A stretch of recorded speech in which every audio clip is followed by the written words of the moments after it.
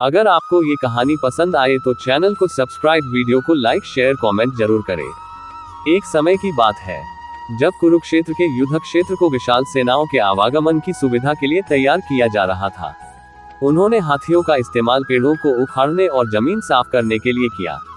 ऐसे ही एक पेड़ पर एक गौरैया अपने 4 बच्चों के साथ रहती थी।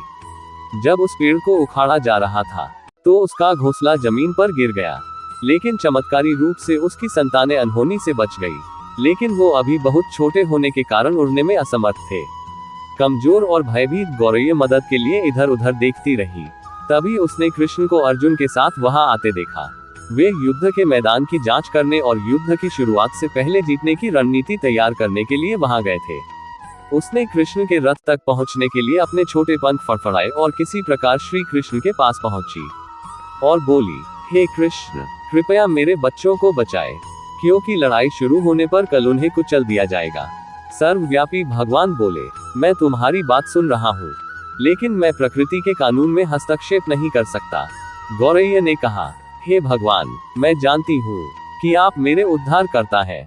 मैं अपने बच्चों के भाग्य को आपके हाथों में सौंपती हूँ। अब यह आपके ऊपर है कि आप उन्हें मारते हैं या उन्हें बचाते हैं। काल चक्र पर किसी का बस नहीं है। श्री कृष्ण ने एक साधारण व्यक्ति की तरह उससे बात की, जिसका आशय था कि वहाँ ऐसा कुछ भी नहीं था जिसके बारे में वो कुछ भी कर सकते थे। गौरैया ने विश्वास और श्रद्धा के साथ कहा, प्रभु, आप कैसे और क्या करते हैं वो मैं नहीं जान सकती।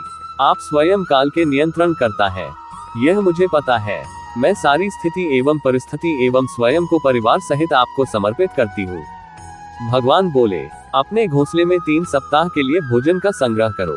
गौरैया और श्री कृष्ण के संवाद से अनभिज्ञ अर्जुन गौरैया को दूर भगाने की कोशिश करते हैं। गौरैया ने अपने पंखों को कुछ मिनटों के लिए फुलाया और फिर अपने घोंसले में वापस चली गई। 2 दिन बाद शंख के उद्घोष से युद्ध शुरू होने की घोषणा की गई। कृष्ण ने अर्जुन से कहा कि अपने धनुष और बाण मुझे दो।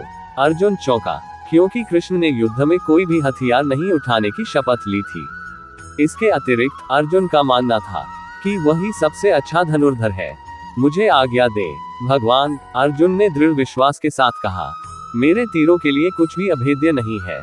चुपचाप अर्जुन से धनुष लेकर कृष्ण ने एक हाथी को निशाना बनाया, लेकिन हाथी को मार के नीचे गिराने के बजाय तीर हाथी के गले की घंटी में जा टकराया और एक चिंगारी सी उड़ गई।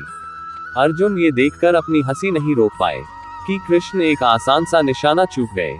अर्जुन ने पूछा, क्या मैं प्रयास करूं? उसने स्वयं को प्रस्तुत किया। उसकी प्रतिक्रिया को नजरअंदाज करते हुए कृष्ण ने उन्हें धनुष वापस दिया और कहा कि कोई और कार्रवाई आवश्यक नहीं है। लेकिन केशव, आपने हाथी को क्यों तीर मारा?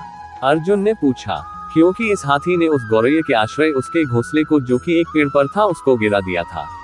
कौन सी गौरैया? अर्जुन ने पूछा। इसके अतिरिक्त हाथी तो अभी स्वस्थ और जीवित है, केवल घंटी ही टूट कर गिरी है। अर्जुन के सवालों को खारिज करते हुए कृष्ण ने उसे शंख फूंकने का निर्देश दिया। युद्ध शुरू हुआ। अगले 18 दिनों में कई जानें चली गईं। अंत में पांडवों की जीत हुई। एक बार फिर कृष्ण अर्जुन को अपने साथ सुदूर क्षेत्र में भ्रमण करने के लिए ले गए। कई शव अभी भी वहां हैं, जो उनके अंतिम संस्कार का इंतजार कर रहे हैं। कृष्ण एक निश्चित स्थान पर रुके और एक घंटी, जो कि हाथी पर बांधी जाती थी, उसे देखकर विचार करने लगे। अर्जुन, उन्होंने कहा, क्या आप मेरे लिए ये घंटी उठाएंगे और इसे एक तरफ रख देंगे? निर्देश बिल्कुल सरल था, परंतु अर्जुन के समझ में नहीं आया। आखिरकार विशाल मैदान में जहां बहुत सी अन्य चीजों को साफ करने की जरूरत थी, कृष्ण उसे धातु के एक टुकड़े को रास्ते से हटाने के लिए क्यों कहेंगे? उसने प्रश्नवाचक दृष्टि से उनकी ओर देखा। हाँ, ये घंटी, कृष्ण ने दोहराया। ये वही घंटी है जो हाथी की गर्दन पर पड़ी थी, जिस पर मैंने तीर मारा था।